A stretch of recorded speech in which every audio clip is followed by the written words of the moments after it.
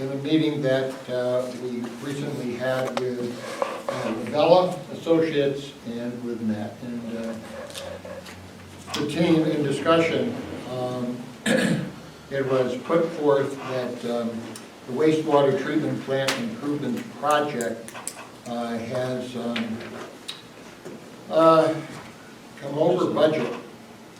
The original project cost was an estimate $10,900,000. That was done in the summer of 2020. We approved that. And there has since then been an increase in costs. There was a cost in terms of construction from $7.6 million to $11 million, plus in that time what's projected, as well as additional costs. So they are proposing for what we approved back in 2020, a $3.7 million estimated increase for 2024 construction. And so that would take this project from the 10.9 that we originally approved the cost for in terms of sewer project to 14.5. 14.6. Don or Jake, want to add to this? Well, basically, the bulk of the increase are two things. First of all, inflation, and as most of you realize, the last 2 years, inflation has been much higher than in the past. So, and in fact, since the summer of 2020, the overall increase just by inflation is 18%. So if you take 18% of the original construction cost estimate, that's almost $2 million right there, just caused by prices going up. And then the other big thing was when the DEC required a redundant trickling filter. Originally, the project was only going to have one new trickling filter, but they wanted two, so in case one failed, whatever, you had a backup. So that's an additional $4.4 million right there is the extra trickling filter. That's the big thing. But that was, you couldn't say no. It's part of the speedies permit that you got to have the redundancy to it. So the upshot is, the original bond resolution is for $10.9 million. It's got to be,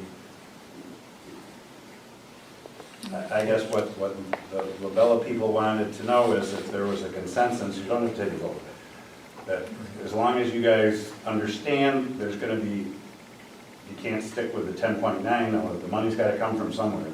And you still have they're hopeful that EFC will make up the difference and by increasing the loan, the 0% loan, interest-free loan, will make up the $3-some million difference.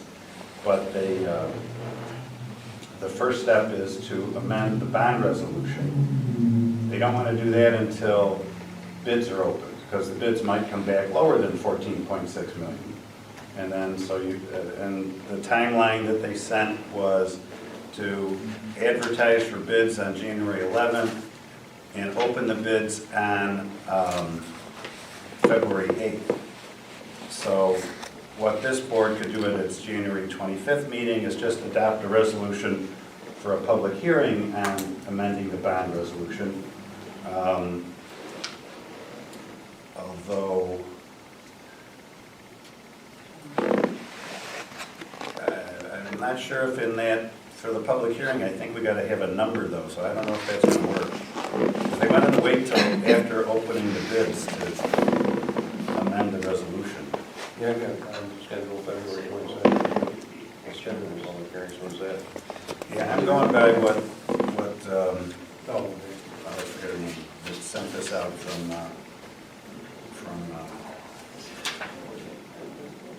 when was that it? no, I don't remember. This is. But she's going to have to change that.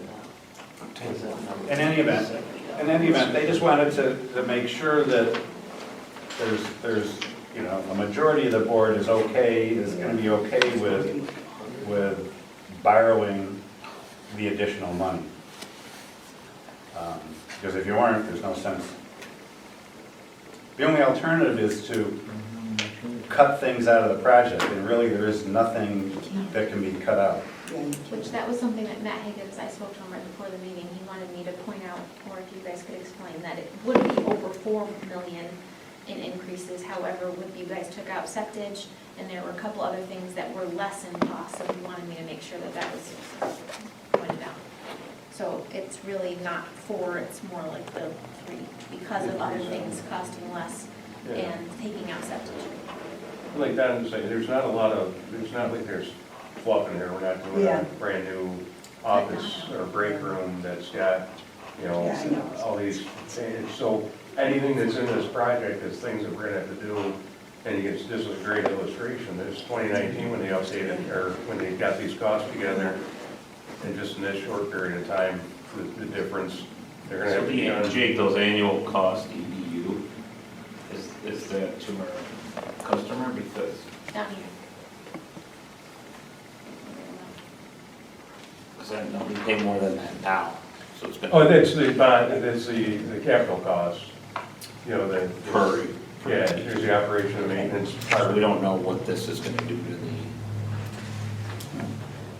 We have them together, in ours, we have just one charge per EDU.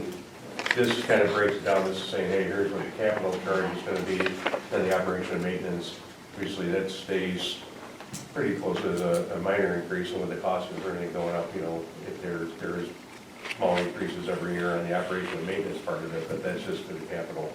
Okay, that The makes capital sense. I thought that was the, see, that's really weird, because what is it now, 120 or something?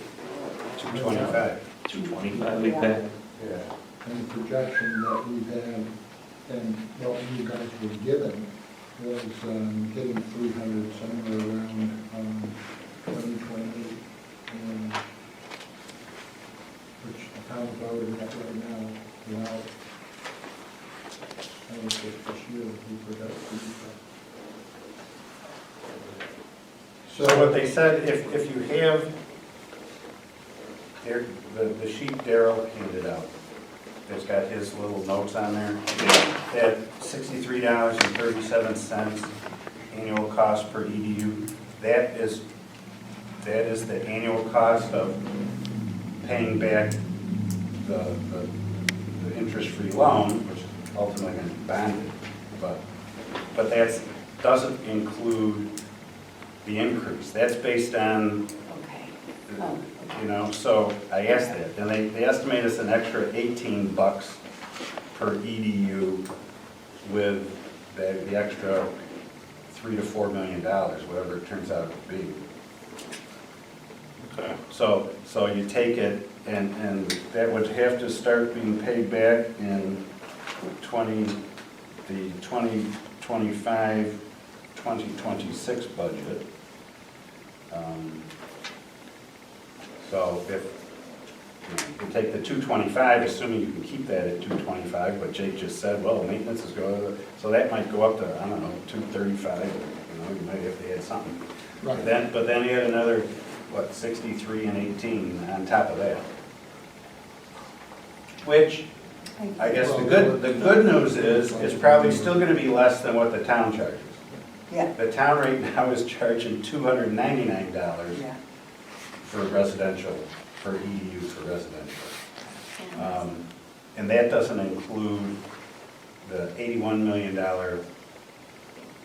bond cost for their phase 2, which hasn't been And there's no, completed yet. and there's gonna obviously be potential for additional grant monies or no? No, No? no. Well, no, there's, the potential is for additional loan, interest-free loan from DFC. And no more grants? No, because it's all the same project. Yeah. So you can't get a grant just because of inflation. Yeah, You yeah. have to apply for, Well, if you're adding Building something new something. like the second, I just didn't No. support a new. no, they don't consider that a new grantable kind of project. And the trickling filter Yeah. was because, the original thought was to put another trickling filter, as Don said, next to our existing one. Our existing one's a 125-foot trickling filter. They were talking about putting a 65, there's a 50, there's different things that they went back and forth, but it's between about 55 and 65 foot next to it. If you do that, the trickling filter has to have bugs growing on a media that have to get fed. So to switch between if you're running a 125 footer and all of a sudden switch it over to the 65 footer, Yeah. or then you're going back, there's problems. So they found it was, they thought it was a lot better operationally to have the same size trickling filter. So construct a new one, take down the old one and construct another new one, in the footprint of the old one. So they would operate better, and then you can, split flow, and then one of them would be big enough if we had to take one down. And then they split the flow, and then they're each always ready to go, because there's a time period for growing that biomass on the media so that it can clean the wastewater.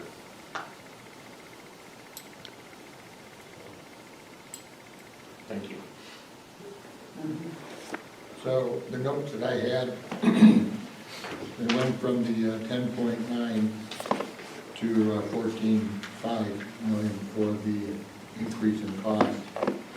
But if you then add in the 1.7, I guess it was, somewhere in there, 1517, grant that we got, that took it down to the 13.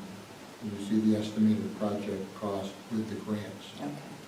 And then the annual cost reduced by grants went from 95, which was $45, which was the original Yeah. at 10.5 or 10.7. It went then to 63, 67 with the additional 3.7 million. So that 63.37 would be what the annual EDU cost would be added in. That's why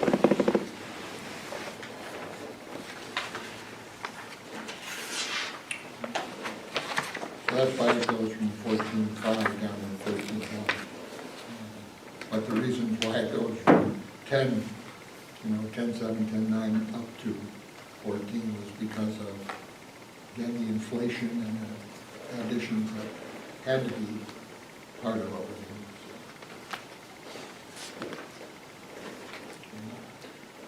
Well, this was to let you know, if you have greater discussions, we have opportunity to look at over, to make those questions known, get answers to them.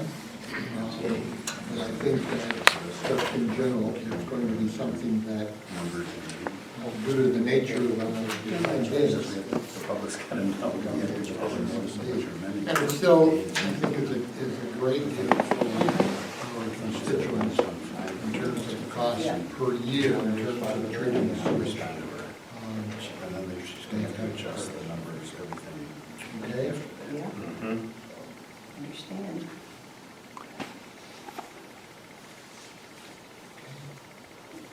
So it looks like then, January 11th? no.